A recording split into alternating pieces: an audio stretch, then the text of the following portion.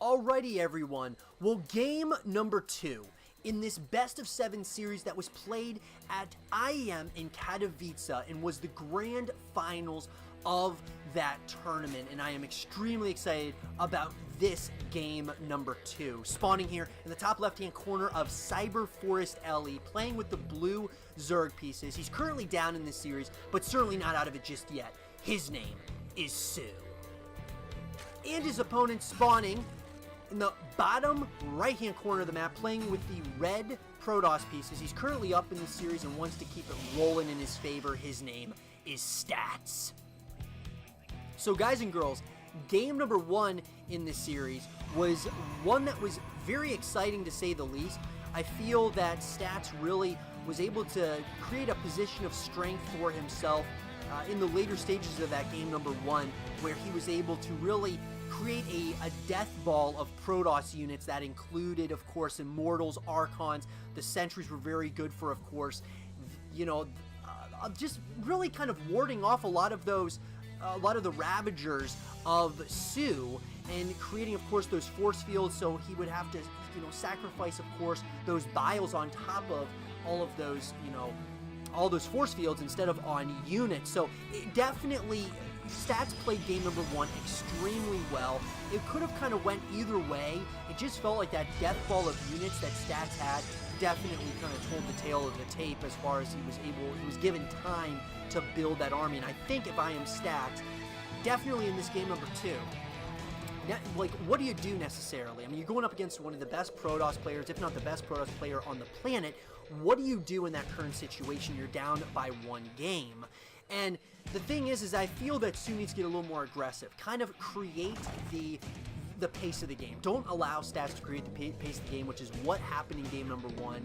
And Stats just kind of took advantage of that and slowly but surely overwhelmed soO. So it'll be very interesting because I think the narrative is simply around soO, simply because this is a guy who has gone to so many grand finals but has never won a tournament. So, you know, that is something that definitely the narrative is definitely around. So I'm definitely excited to see what soO does in this game in particular to try to kind of even up the score, so to speak. So it does look like soO's going to go for the hatch gas pool opener. He's going to open up with another 3rd hatchery early on, which is very, of course, very standard. He's getting that metabolic boost upgrade, of course, the Zergling speed upgrade. And on the opposite side of the map, it does look like there are going to be some adepts that are going to be, an adept that's going to be moving across the map.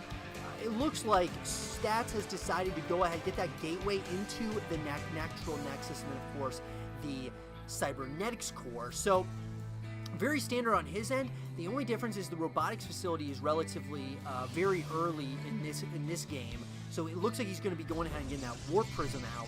And so I'm assuming we're going to see a little bit of some maybe some Archon drops once again, possibly just a push across the map with even just some Zealots, which would be very interesting to say the least. Because it's all going to come down to, of course, how soO kind of plays his defense, because I feel that the good defense in this matchup really will translate to good offense, and that's where it all really comes down to. His defense is everything when it comes to this matchup, because you have the drops, you have the early pushes sometimes by the Zerg player, so it just, you know, it's a constant jostling back and forth, and that's why StarCraft 2, we are talking about the real-time strategy of our time. That it's one of those games. It's like a game of chess, except I mean, just so complex, and that's why we all love it, you know, just so much. But that said, we are going to see the Roach Warren coming in now for soO. We're also going to see more and more Queens being added on. We're also seeing some Zerglings that are going to be coming out, and on the opposite side, we're seeing Immortals coming out. And so it does look like this War Prism is carrying a couple of those Stalkers, and the Stalkers are going to go ahead and have a mission of sniping one of those Overlords. They do exactly that. Looks like the lair is going to be coming in, so soO wants to go ahead and get those higher tier lair-based units here relatively soon, as Stats looks like he's going to start trying to clear out some creep spread, and some of these Zerglings are going to try to get the surround on those Stalkers. They do nibble away for sure, but no serious damage done as of yet. But I think one thing that Stats did very well in game number 1 was simply kind of keeping that creep spread back. Kind of kept that creep spread at bay so that soO wasn't able to spread as much as he wanted, even at like the 8.5, 9-minute mark of game number 1. That creep spread really wasn't very far, and that's kind of uncharacteristic for soO. So I will be interested to see. I would say that if his strategy, you know, as far as how good of a player he is, I'm assuming he's going to focus a lot more on trying to get that creep spread really moving in a timely fashion. That said, the Hydralisk Den is going to be going down here, and so we're starting to see the tech of choice by soO. Stats, on the other hand, looks like he's going to be getting that charge research for the Zealots. He's also getting more and more of these Immortals out. He's also going on to that 3rd Nexus. So both sides are kind of possibly going to play another macro-focused game, unless there's going to be a timing push here at some point or another, which I would not be surprised if soO went for some sort of aggression in this game, simply because he didn't do that in game number 1 as far as really putting the pressure on, and I would love to see that out of him here in game number 2.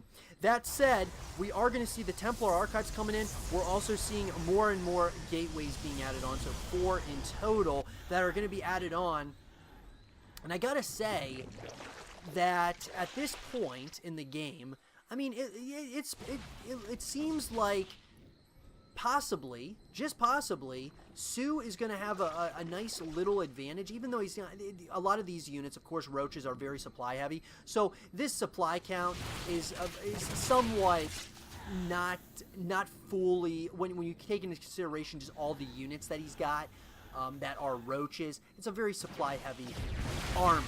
That said, here we go. It does look like soO is considering, and it looks like he's planning on possibly moving out, and I like this decision a lot. Going down this ramp now, and he's going to probably try to take on this 3rd Nexus that's possibly go after the main base location, which I would like that decision as well. Don't allow this death ball to get too big at this point, and here we go. It does look like soO is going to start going after that Cybernetics core, and that would be a nice pickup, beautiful pickup for him. He's also going to try to snipe one of these Immortals at this point in the game as well. So here we go. Does look like he's going to stop a little bit of that production on 2 of those gateways, but here we go. It does look like Stats is going to try to take the fight to him, but at the same time, soO has got a good amount of units, not allowing Stats to really build up a decent-sized army. The question is there an overextension here by soO? soO is continuing the assault here, but there just might be a little bit too much Protoss. I think this is finally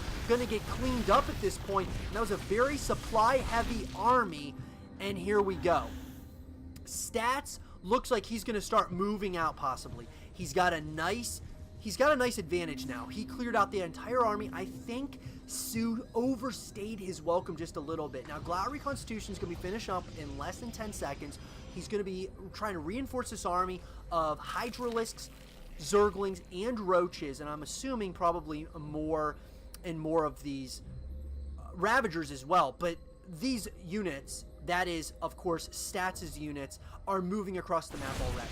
And this is going to get kind of scary, because I wonder if he's going to have enough, as in soO is going to have enough to possibly hold on against this army. This is going to be scary to deal with. A lot of those Immortals are going to be able to take a ton of those hits by the Roaches, and those Archons as well are going to be able to do a lot of damage.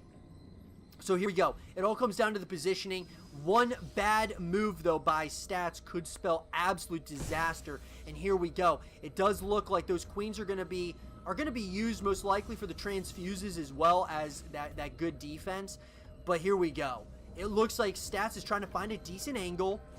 And he's kind of going back and forth here. He wants to make sure, this is the grand finals of the IEM Katowice. This is a massive ordeal, but it does look like, here we go, soO wants to get this surrounded, and he's going to do exactly that. The question is who's going to be on top at this point. Transfuses are going in.